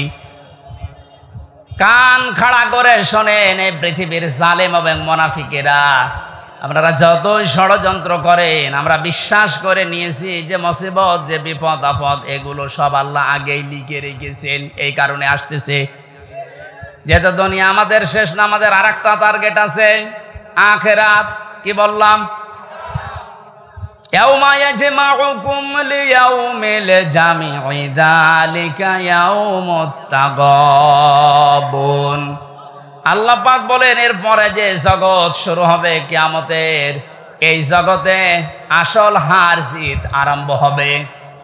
সুতরাং আমরা ওই হার জিত চাই যেখানে সফল হলে আসল সফলতা, যেখানে বিফল হলে আসল বিফলতা। এজন্য আমরা সফল হওয়ার জন্য এই পথে এসেছি। সতর্ক করছি কোরআন দিয়ে, আপনি যদি উল্টাপাল্টা ধারণা আমার প্রতি রাখেন যে এর ক্ষতি করব, আমি বিশ্বাস করে নিয়েছি এইটাও লেখা ছিল। কথা বলেন না কেন? কোরআনে কারিমে সূরা হাদীদের ভেতরে আছে, আল্লাহ রাব্বুল আলামিন বলেন, মা আসাবা মিন মুসিবাতিন ফিল আরদি ওয়ালা ফি আনফুসিকুম ইল্লা ফি কিতাবিম মিন ক্বাবলি আন নাবরাহা ইন্না যালিকা আলাল্লাহি ইয়াসির। এই ভালো করে মিলাবেন। আমি যখনই কোরআন পড়ি আয়াতের ব্যাখ্যা যায় তখন দেখি আমার মনে হয় ১৫০০ বছর আগে না এই মাত্র বাংলাদেশ দেখি আল্লাহ আয়াতটা নাযিল করল। আপনি মিলান তো দেখি, মা আসাবাকুম মিন মুসিবাতিন ফিল আরদি, যে সমস্ত মুসিবত বিপদ আপদ আনন্দের বিষয় যাই বলেন দুনিয়াতে আসে, তোমাদের উপরে আসে, এগুলো সব আমি আগে থেকে আমার কিতাবে লিপিবদ্ধ করে রেখেছি। আর এটা আমি আল্লাহর জন্য একেবারেই সহজ। এই জন্য মুমিনদের জীবনে যদি বিপদ আসে, যদি ধৈর্য ধারণ করতে পারে, আখেরাতে তার পুঁজি তৈরি হয়। আর এই ধৈর্যের কারণে তার জীবনের অপরাধগুলো আল্লাহ মাফ করে দেয়। কিন্তু এই বিপদ আপদ যাদের কারণে তৈরি হয়, এই জালেমগুলোর দুইটা ক্ষতি। এক নাম্বার, ওদের দুনিয়ার জীবনে ধ্বংস ছাড়া আর কিছু নেই। কারণ জালেমদের জন্য আমি ওই দিন বলেছিলাম যে বরদোয়া, জালেমদের জন্য মামলা দায়ের করবে সরাসরি আল্লাহ। এ বাংলাদেশে চলো জালেম ছিলেন, আপনি নিজে তো জানেন যে আপনি জালেম কিনা। আপনি জালেম যারা ছিল তারা আল্লাহর মামলার আসামি। আল্লাহর মামলার আসামিদের দুনিয়া আখিরাত তো শেষই। কথা বলেন না কেন? এই জন্য আমরা যারা বিপদে পড়ি আমাদের কোনো আফসোস নেই, জানি এগুলো কিতাবে লেখা আছে, হবে এটা। দুইটা উপকার আমাদের জন্য। আমরা যদি কোনো নিয়ামত পাই একেবারে আনন্দে আত্মহারা হয়ে উল্টা পাল্টা কাজে আমরা জড়িয়ে পড়ি না। আজ দুনিয়াদার যারা দেখতে পেলাম এই 5 তারিখ থেকে এই 31 তারিখ পর্যন্ত, আখেরাতের টার্গেট যাদের নেই, কিতাবে যাদের বিশ্বাস নেই, এই মানুষগুলো 5 তারিখ থেকে 31 তারিখ পর্যন্ত বিজয় একটা পাওয়ার পর পরে তারা লুটপাট আরম্ভ করে দিয়েছে। তাদের পূর্বের চরিত্র আবার মনে হচ্ছে ফিরে এসেছে। কিন্তু কোরআনে কারীম জানাচ্ছে, লিকাইলা তাসাউ আলা মা ফাতাকুম ওয়ালা তাফরাহু বিমা আতাকুম আল্লাহু লা ইউহিব্বু কুল্লা মুখতালিন ফাখুর। আমি তোমাদের উপরে বিপদ দেই এই কারণে, আনন্দ দেই এই কারণে যে বেশি নিয়ামত পাওয়ার পরে আবার এরকম মনে করবা না যে যা আর দুনিয়ায় চিন্তা নেই, যা পাবো তাই খাবো না। আবার বিপদে পড়লে হায় হতাশ করবা না। বেশি আনন্দিত হওয়া যাবে না, আবার দুঃখে মন ভারাক্রান্ত করে থাকা যাবে না। মুমিন যারা তাদেরকে কোনোদিন হতাশা পেড়ে বসে না। মুমিন যারা, যাদের ভেতরে আল্লাহর পরকালের বিশ্বাস আছে, ওরা সব সময় এক। এর বাস্তবতা আপনি এখন লক্ষ্য করছেন আমিরে জামাতের কথায়, তার অ্যাক্টিভিটিস আপনি দেখতে পাচ্ছেন না। লোকটা বিপদও যেরকম ছিল, এই আনন্দও সেরকমই আছে। 5 থেকে 31 তারিখ পর্যন্ত এই 25 দিনের ভেতরে তার মুখে একবারও শুনেছেন যে এত অত্যাচারিত হয়েছে, এবং ঠিক ওই রকম করে আপনারা শুরু করেন বলিস একবারও? আপনি তো তার মতো অত বিপদে পড়েননি। সে জেলে আছে, শুধু জেলে না, এরপরেও তার ছেলে জেলখানায়, তার স্ত্রী অসুস্থ, তার অনুসারী অনকম, তার সহযাত্রী সহযোদ্ধা যারা সব পালিয়ে পালিয়ে আছে, অধিকাংশগুলো যে মানুষগুলো আছে জেলখানায়, এরপরও মানুষের ভেতরে দেখলাম কোনো টেনশন নেই, চিন্তা নেই। কোন নিয়ামত পাবার পরে যেন আমরা একেবারে আনন্দে আত্মহারা হয়ে কোনো মানুষের ওপরে জুলুম, অত্যাচার, নির্যাতন না করি, সে কথা আল্লাহ এই আয়াতের ভেতরে জানিয়েছেন। কারণ আল্লাহ পাক অহংকারী এবং ফখর করে যারা চলে, এই মানুষগুলোকে কোনোদিন ভালোবাসেন নাই, বাসবেনও না। বলেন নাউজুবিল্লাহ। আমি সেদিন মান্দায় বলেছিলাম, ওই ময়দানে ভালো করে শুনবেন, পৃথিবীর ময়দানে সবচাইতে আমার কাছে ভয়ঙ্কর আয়াত এই 6666টি আয়াতের ভেতরে এইটা মনে হয়। সূরা শূরার এই 42 নম্বর আয়াতটা আল্লাহ পাক বলেন, ইন্নামাস সাবিলু আলাল্লাযিনা ইয়াজলিমুনান নাস। অবশ্যই আমি আল্লাহ মামলা দায়ের করব, আমি নিজে অভিযোগ গঠন করব তাদের বিরুদ্ধে, দুনিয়ায় মানুষ হয়ে যারা মানুষের উপরে জুলুম করেছো। আয়াতটা পড়ার পরে আমি নিজের সাথে, বাস্তবতার সাথে মিলিয়ে দেখি, এই বাংলায় হাজার হাজার লক্ষ মানুষ আল্লাহর মামলার আসামি। হয় আমরা নিজেদের নফসের উপরে জুলুম করছি, পরিবারের উপরে জুলুম করছি, প্রতিবেশীর উপরে জুলুম করছি, রাষ্ট্রের উপরে জুলুম করছি, জনগণের উপরে জুলুম করছি। যে কোনো দিক থেকে আমি জালেমের কাতারে পড়ে যাচ্ছি। আর জালেম যে, তার বিরুদ্ধে মামলা দেবে ওসি সাহেব কে? আপনি বলেন তো, কত বড় শক্ত কথা এটা। আল্লাহর মামলার আসামি আপনি। পুলিশের কাছে বাধা দেন, পুলিশ বাদী কেস হবে। রাষ্ট্রের কাজে বাধা দেন, রাষ্ট্র বিরোধী মামলা হবে। আর যারা জালেম তারা আল্লাহ বিরোধী মামলার আসামি। একটা যেহেতু বিশ্বাস করি 100 ভাগের জন্য ভয়ে থাকি, না জানি আমি আবার নিজে আল্লাহর মামলার আসামি হয়ে যাচ্ছি না তো। কারণ নফসের উপরে তো জুলুম হয়ে যায় মাঝে মাঝে। এটা না হলে পরিবারের উপরে হয়, এটা না হলে রাষ্ট্রের উপরে হয়, জনগণের উপরে হয়। যে কোনো সাইডে আমি যেন কোনো জুলুমের সাথে সংমিশ্রণ করে না ফেলি, এটা আল্লাহর কাছে সবচাইতে বড় ঘৃণার বিষয়। দুনিয়ায় যত কিছু আল্লাহ ঘৃণা করেন, তার ভেতরে 1 নম্বরে জুলুমটা। এত কঠিন ভয়ঙ্কর কথা আয়াতের ব্যাখ্যায় হাদিস এসেছে, আয-যুলমু যুলুমাতু ইয়াউমাল কিয়ামাহ। কিয়ামতে জুলুম এত অন্ধকার হয়ে মানুষকে ঘিরে রাখবে, নিজের চামড়া পর্যন্ত দেখতে পাবে না। আমার তো মনে হয় আমাদের অনেকের জীবনে এরকম অবস্থা আসতেছে। এখনই আমরা সতর্ক হব, জীবন চলে যাক, আমার দ্বারা কেউ যেন জুলুমের শিকার না হয়। আজ নিয়ামত পেয়ে অনেকে এখন 5 তারিখ থেকে 31 তারিখ পর্যন্ত জরিপ বের হচ্ছে, কত মানুষ লুটপাট আরম্ভ করেছে একেবারে নিজের বাবার সম্পত্তি মনে করে। জালেম যারা তারা অবৈধ ইনকাম করেছে, তার হিসাব তার দেওয়া লাগবে আল্লাহর কাছে। আপনি নিজে জুলুম করে তার সম্পদগুলো উল্টাপাল্টা তছনছ করে নিজেও আল্লাহর মামলার আসামি হয়ে যাচ্ছেন। আপনি থামেন। আপনাকে আমি থামার জন্য বলছি। নিজের জীবন, আখেরাত, দুনিয়া আখেরাত ধ্বংস করে দেবেন না। রব্বুল আলামিন বলেন, 2 নাম্বার, আমি তাদের বিরুদ্ধে মামলা দায়ের করব, কেস করব, অভিযোগ গঠন করব। ওয়ায়াবগুনা ফিল আরদি বিগাইরিল হক।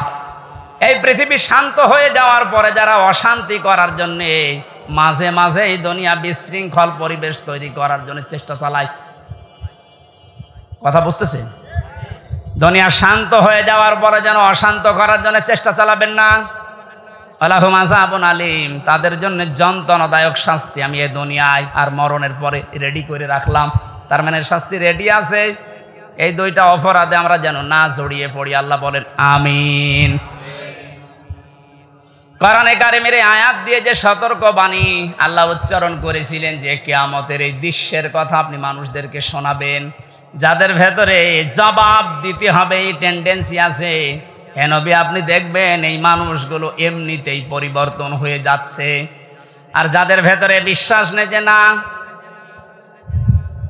দুনিয়ার জীবনই শেষ জীবন, আমার আর দরবারে ইলাহিতে দাঁড়ানো লাগবে না, এই মানুষগুলোকে কোরআন দিয়ে সতর্ক করলেও কাজ হবে না।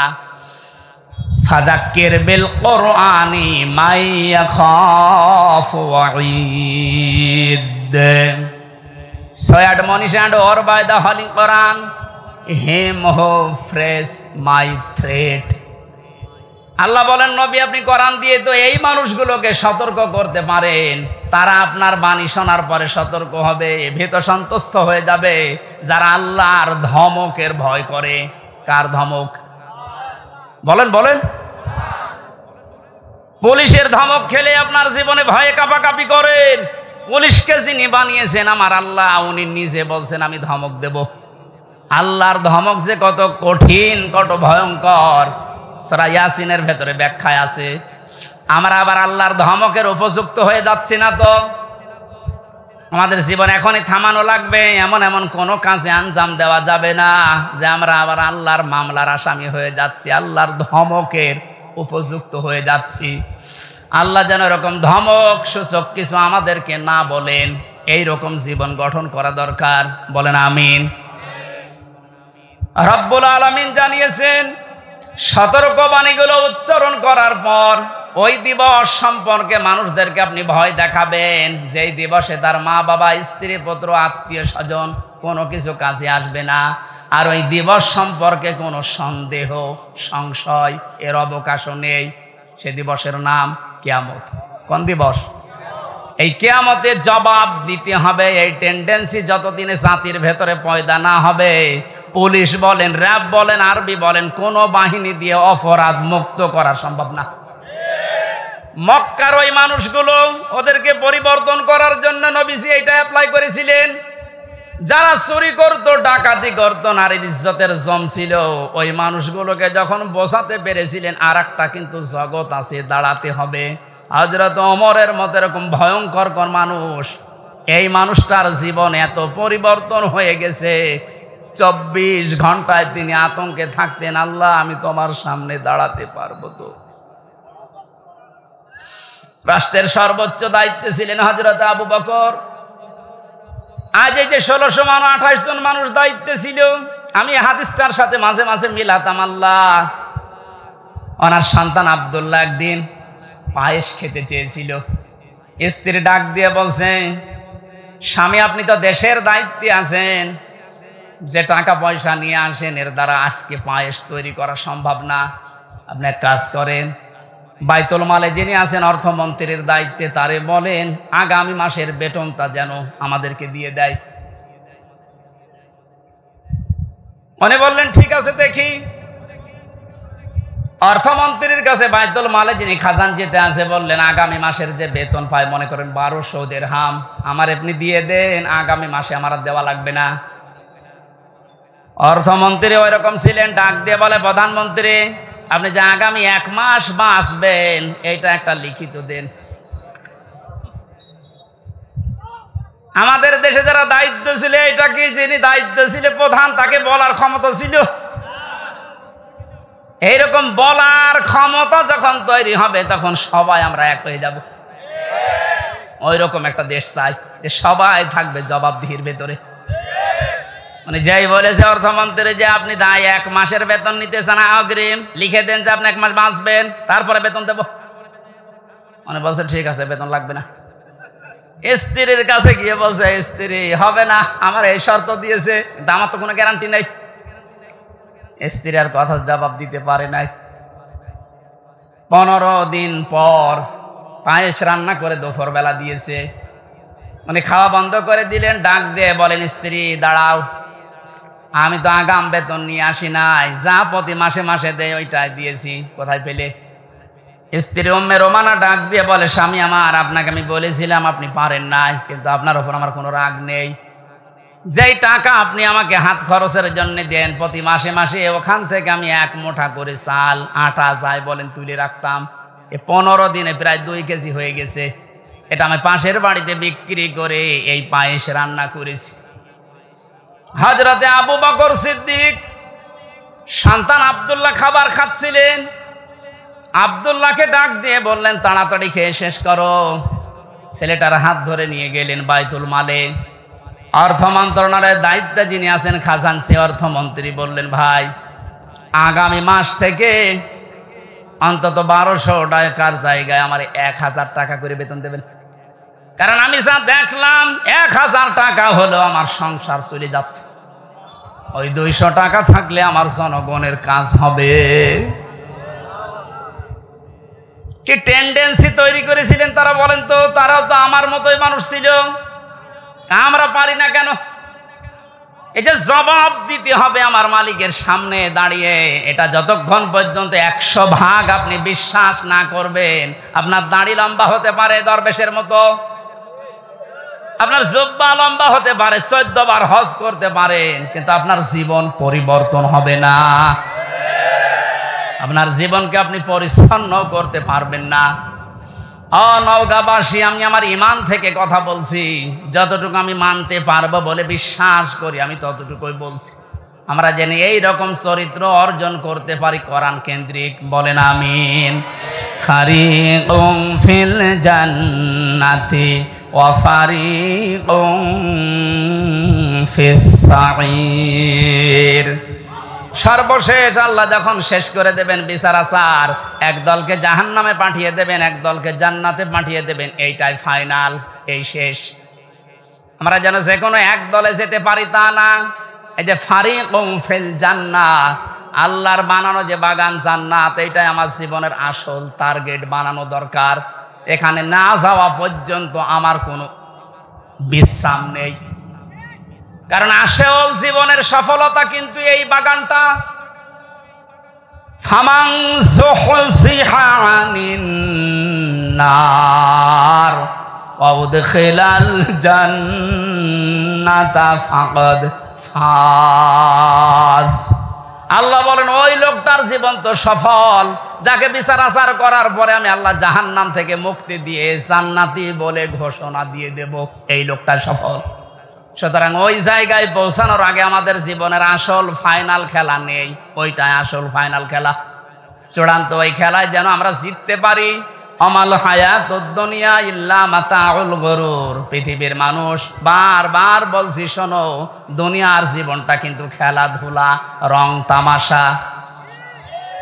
আল্লাহ আমাদেরকে এটা বোঝার তৌফিক দিন, আমিন। বারাকাল্লাহু লানা ওয়া লাকুম ফিল কোরআনিল আযীম, আল্লাহুম্মা আমিন। লা ইলাহা ইল্লা আনতা সুবহানাকা ইন্নী কুনতু মিনাজ জালিমিন। লা ইলাহা ইল্লা আনতা সুবহানাকা ইন্নী কুনতু মিনাজ জালিমিন। ফাস্তাজাবনা লাহু ওয়া নাজ্জায়নাহু মিনাল গাম্মি ওয়া কাযালিকা নুনজিল মুমিনিন। রব্বানা যালামনা আনফুসানা ওয়া ইল্লাম তাগফির লানা ওয়া তারহামনা লানাকুনান্না মিনাল খাসিরিন। রব্বুল আলামিন, সারা জীবন অপরাধ করে জীবনটা নষ্ট করে ফেলেছি। হাত উঠায় কথা বলবো ভয় করে, লজ্জা করে। পেছনের দিকে তাকালে জাহান্নামের আগুন ছাড়া কিচ্ছু দেখা যায় না। আল্লাহ, আমাদের অপরাধের দিকে তাকালে হয়তো তোমার মাফ করতে ইচ্ছে করবে না। তোমার গাফফার নামের দিকে তাকাও, তোমার সাত্তার নামের ওসিলায় আমাদের অপরাধগুলো তুমি এই মুহূর্তে সব গোপন করে দাও। বড় ভয় লাগে কিয়ামতের এই কঠিন ময়দানে কোটি কোটি কোটি মানুষের সামনে আমাদেরকে দাঁড় করিয়ে আবার অপমান করবা না তো?